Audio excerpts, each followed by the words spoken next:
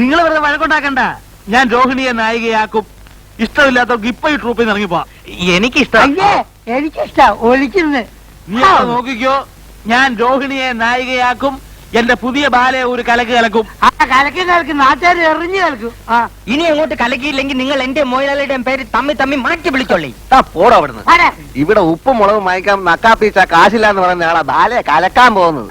കാശൊക്കെ രോഹിണിയുടെ കാമുകം മുടക്കും. കാമുകനോ? സുരേഷ് മേനോൻ. സുരേഷ് മേനോനാണ് രോഹിണിയുടെ കാമുകൻ. അവൾക്ക് വേണ്ടി അയാൾ കാശ് മുടക്കും. അയാളെ ഞാനിതിന്റെ പാർട്ണറാക്കും. കേട്ടോ, വെറുതെ നമ്മളെ വലയിൽ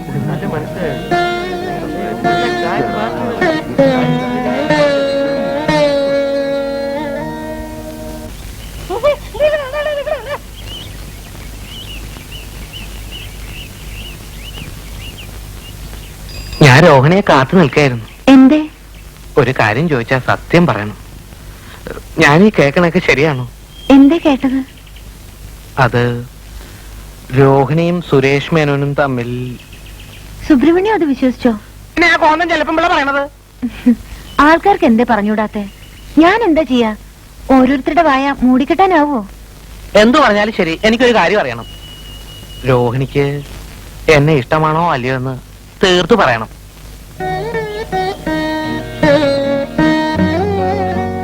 ധൃതി പിടിച്ചൊന്നും പറയണ്ട. ശരിക്ക് നല്ലോണം ആലോചിച്ച് ഇഷ്ടമാണെന്ന് പറഞ്ഞാ മതി. പിന്നെ പച്ച സാരിയോ ചുവപ്പ് സാരിയോ എടുത്തോണ്ട് വരാൻ പറഞ്ഞപ്പോ എന്നെ പറ്റിച്ച മാതിരി പറ്റിക്കരുത്. ഇഷ്ടമല്ലെങ്കിൽ പറഞ്ഞോളൂ, വിരോധമില്ല.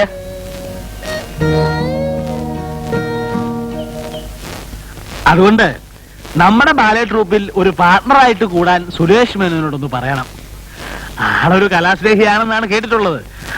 അല്ലെങ്കിൽ പിന്നിപ്പോ ഞാനും മാഷി പറയുന്ന ആളും തമ്മിൽ ഒന്നും പറയണ്ട. അയാളെ പാർട്ണറാക്കുന്ന കാര്യം രോഹിണി ഏറ്റിരിക്കുകയാണെന്നാണ് ഞാൻ എല്ലാവരോടും ബന്ധായം വെച്ചിരിക്കുന്നത്. തോറ്റാ ഞാൻ തൂങ്ങിച്ചാണ്ടി വരും. അത് മറന്നു. ശമ്പള കുടിശ്ശിക ഇപ്പോഴാ കണക്ക് നോക്കാൻ പറ്റിയത്.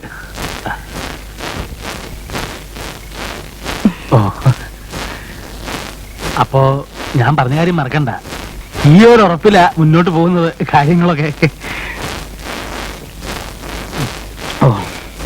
വരട്ടെ.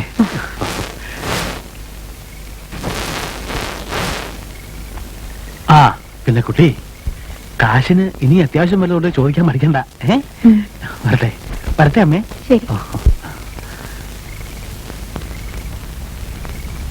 മോളെ, നീയല്ലേ പറഞ്ഞ ഇങ്ങനെ കാശ് തരില്ലാന്ന്?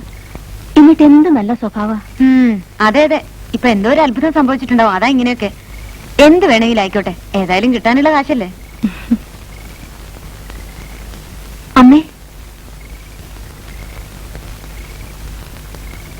ഞാൻ പറയാറില്ലേ ഒരു ശിവസുബ്രഹ്മണ്യത്തെ പറ്റി? വലിയൊരു വീടുണ്ട്. അതിന് ഒരേ ഒരു അവകാശിയും. കാശ് കണ്ടിട്ടല്ല, ആളെ കണ്ട അമ്മയ്ക്കും ഇഷ്ടാവും. മോളുടെ ഇഷ്ടമല്ലാണ്ട് അമ്മയ്ക്ക് വേറെ എന്ത് ഇഷ്ടമുള്ളത്? എന്നാലും പെൺവീട്ടുകാർ അങ്ങോട്ട് നിന്ന് കാണുന്നതല്ലല്ലോ നാട്ടു നടപ്പ്. വെറുതെ വീടൊക്കെ ഒന്ന് കാണാനും ആളെ പരിചയപ്പെടാനും മാത്രം ഒന്ന് അത്രടം പോവാം.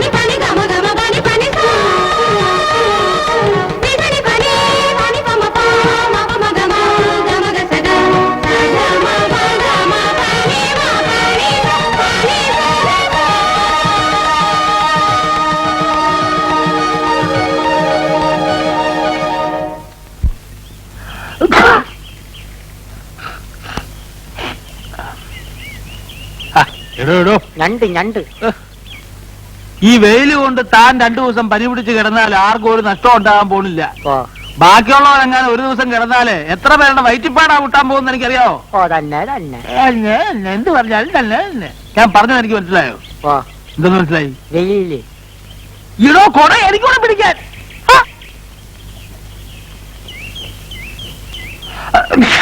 എന്തൊരു തുമ്മക്ക.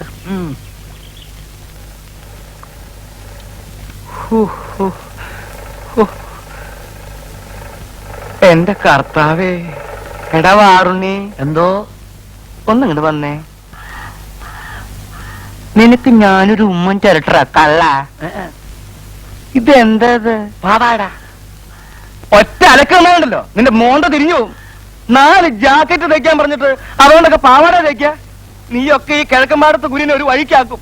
ആശാൻ വെട്ടിത്തന്ന് ഞാൻ കയറി തച്ച്. ഞാനൊന്ന് വെട്ടിന്ന് വെച്ച് അപ്പന്റെ മുഖത്ത് ആ ഷേവ് ചെയ്ത് പിടിക്ക. മോന്റെ വീട്ടിലൊക്കെ അങ്ങനെ ആവും അല്ലേ? എന്താ എന്താ രാവിലെ ഒരു വഴക്ക്? ഇവിടെ ഒരു വഴക്കുമില്ല, ഞങ്ങൾ തമ്മിൽ സ്നേഹത്തിലാ. അവിടെ നിൽക്കണോ നായരെ? കാശുണ്ടോ കയ്യില്? ഇങ്ങ് ഇറങ്ങിക്കണോ. നായരല്ലെങ്കിലും പ്രധാനമായിട്ട് പറഞ്ഞ തന്നോടാ. വാറിന് എന്തോ ആ കത്തിരിയുടെ അകത്ത് വെച്ച് ഒക്കത്ത് വെച്ച് കൊണ്ടുപോകാൻ പറ്റുന്ന എല്ലാ സാധനങ്ങളും അകത്ത് വെച്ചേക്കാം. ഇവൻ പോയതിനു ശേഷം അതൊക്കെ എടുത്ത് പുറത്ത് വെക്കാം. കാര്യത്തിലോട്ട് കയറുന്നതിന് മുമ്പേ തനിക്ക് എന്തൊരു ഒരു ഇളവക്കം. തനിക്കൊരു പുത്ത ആർഡറുമായിട്ടാണ് മുതലാളി വന്നിരിക്കുന്നത്, അറിയാം. താനൊരു കോപ്പും കൊണ്ടുവരണ്ട. മുമ്പ് ചെയ്തതിന്റെ കാശ് തരാതെ ചക്കാത്തിന് ചിരക്കാൻ എന്നെ കിട്ടില്ല. പറഞ്ഞേക്ക്. ചക്കാത്തിന് വേണ്ടോ? ആ സാധനം റെഡിയാവുമ്പോ റെഡി കാശ് കൈ തരും. ഇത്രയും വലിയ ഒരു ഓർഡർ ഒരു കൊമ്പത്തുള്ളവനും തനിക്ക് തന്നിട്ടുണ്ടാവില്ല. എന്താ തന്നെ തന്നെ. ആ. എടോ നായരെ, ഇടപാടിൽ കൃത്യനിഷ്ഠയില്ലാത്തവരോടെ അടിക്കൊരു വെട്ട്, നടുക്കൊരു കൊട്ട്, തലക്കൊരു ചവിട്ട്, അതാ എന്റെ ലൈ. താനിങ്ങനെ കഥ അറിയാണ്ട് തുള്ളിയാൽ എങ്ങനെയാ? എടോ, എന്റെ പുതിയ ബാലയിലെ നായിക ആരാണെന്ന് അറിയാവോ? ആരായാലും എനിക്കെന്താ, ഞാൻ കെട്ടാൻ പോണോ? കെട്ടിയില്ലേലും കെട്ടാൻ പോണത് ആരാന്നുള്ള കഥയെങ്കിലും താൻ അറിഞ്ഞിരിക്കണ്ടോ മാപ്പളെ. ഒരു രാജകുമാരനല്ലേ അവളെ കെട്ടാൻ പോണത്. എഴുതേരട്ടെ. താൻ ഞെട്ടരുത്. കോടീശ്വരനായ സുരേഷ് മേനോന്റെ സ്വന്തം കാമുകയാണ് ഇനി മുതൽ എന്റെ ബാലയിലെ പുതിയ നായിക. അയാളാണ് ഇനി ബാലയ്ക്ക് വേണ്ടി പണം മുടക്കാൻ പോകുന്നത്. വേണ്ട ഞെട്ടിയല്ലേ. എന്റെ രപ്പി വിശ്വാസം വരണില്ലേ? എന്റെ മുടിപ്പര അമ്മച്ചിയാണ് താനീ കേട്ട എല്ലാം സത്യമാണ്. സുരേഷ് മേനോൻ കെട്ടാൻ പോണ് രോഹിണി നായിക ബാലെ ടിക്കിരി മുട്ടം. വിശ്വാസമില്ലേ? താൻ ഒരു കാര്യം ചെയ്യും, പുതിയ ബാലയ്ക്കുള്ള കോസ്റ്റ്യൂംസ് കംപ്ലീറ്റ് തയ്ച്ചിട്ട് ബില്ല് രോഹിണിയുടെ പേരില് അയാളുടെ ഓഫീസിലേക്ക് അയച്ചു. വേണമെങ്കിൽ 5-10 കേറി പോടേ. പൂച്ചയ്ക്ക് എന്തൊരു വേണമെങ്കിൽ 5-10 കൂട്ടിക്കോ, എന്നിട്ട് കാശ് ഉടനെ കിട്ടുമോ നോക്കിക്കോ. നിങ്ങൾ ഇത് ആദ്യം പറയേണ്ട നായരെ. വന്നു കയറുന്ന ഐശ്വര്യം വിളിച്ചു പറഞ്ഞുകൊണ്ട് നടക്കുന്ന സ്വഭാവം എനിക്ക് പണ്ടേ ഇല്ല. എന്തൊക്കെ വേണ്ടേന്ന് വെച്ചാ നമുക്ക് ലിസ്റ്റ് എടുക്കാം. മനുഷ്യൻ നന്നാവണത് കണ്ടുകൂടാത്തവർ അയലത്തുള്ളവന്മാര്. ചെല്ലി ചെല്ലി.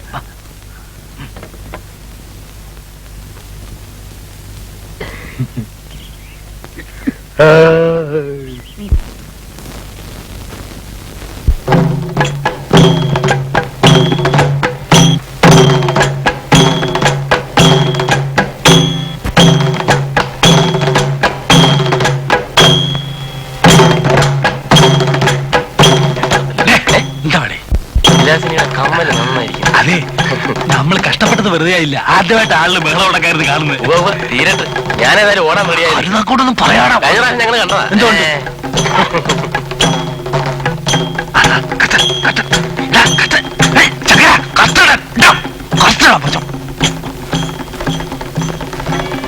ബന്ധനസ്ഥനായ ഹനുമാനെ വധിക്കാൻ രാവണൻ ആജ്ഞാപിക്കുമ്പോൾ വിഭീഷണൻ തടയുന്നതാണ് ഈ രംഗം. പൊങ്ങി അകത്ത് പോണേ.